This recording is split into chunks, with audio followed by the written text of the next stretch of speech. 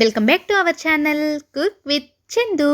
నా ఛానల్ను first time చూస్తే కనుక రోజు చెప్పేదేనండి, బట్ కొత్త వాళ్ళ కోసం లైక్ చేయండి, షేర్ చేయండి, సబ్స్క్రైబ్ చేయండి.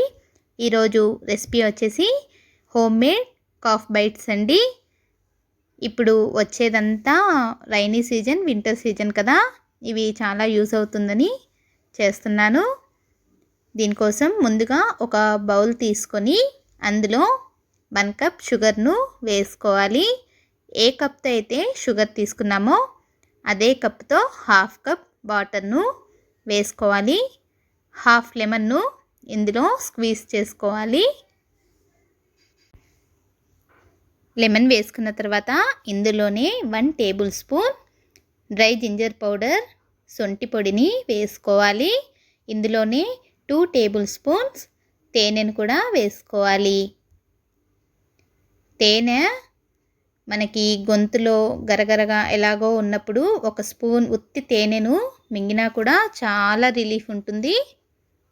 ఇందులోనే 5-6 లవంగాలను కూడా చిన్న రోల్లో మెత్తగా పౌడర్ను చేసి ఆ పౌడర్ను కూడా ఇందులో వేసుకోవాలి. ఇందులో కావాలంటే 1/2 టీ స్పూన్ మిరియాల పొడిని కూడా వేసుకోవచ్చు. ఇవన్నీ ఒకసారి బాగా మిక్స్ చేసుకున్న తర్వాత స్టవ్ మీద పెట్టి కలుపుతూ ఉండాలి.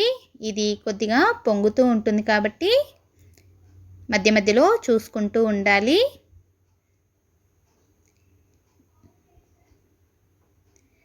ఇది మరిగిన తర్వాత ఒక 20-25 మినిట్స్ టైం పడుతుందండి.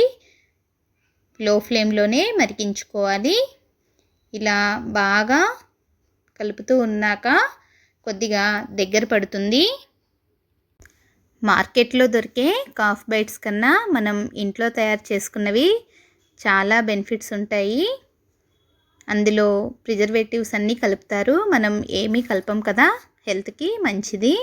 ఇలా బాగా దగ్గర పడిన తర్వాత మనం జీడిపప్పు పాకం అవి చేసినప్పుడు పాకాన్ని చెక్ చేస్తాం కదా, అలాగా ఒక బౌల్ తీసుకొని అందులో కొన్ని వాటర్ను పోసి ఈ పాకంను కొద్దిగా వేసి ఇలా దగ్గరగా అన్నప్పుడు బాగా గట్టిగా ఉండలాగా అవ్వాలి. అప్పుడే ఇది రెడీ అయినట్టు.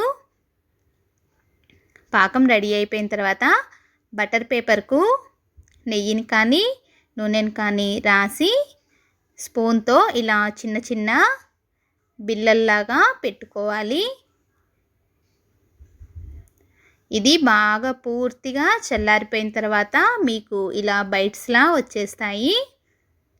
మొత్తం చల్లారిపోయిన తర్వాత షుగర్ పౌడర్ను దీనిపైన స్ప్రింకిల్ చేసి ఇవన్నీ నిదానంగా తీసుకుంటే చాలా ఈజీగా వచ్చేస్తాయి.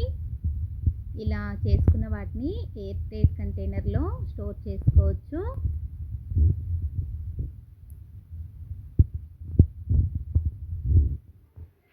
ఇవి మనకి భోజనం అయిపోయిన తర్వాత కానీ గొంతులో ఎలాగో ఉన్నప్పుడు కానీ చప్పరిస్తూ ఉంటే చాలా రిలీఫ్గా ఉంటుంది. ఒకవేళ అలా చిన్న చిన్న బిళ్ళల్లా వేయకపోయినా నెయ్యి రాసుకున్న ప్లేట్లోకి ఈ విధంగా వేసి చల్లారిపోయిన తర్వాత ముక్కల్లా కూడా చేసుకోవచ్చు. అంతే, home made cough bites ready అయిపోయాయి. మీరు కూడా తప్పకుండా ట్రై చేసి మీ ఫ్రెండ్స్కి కూడా షేర్ చేయండి.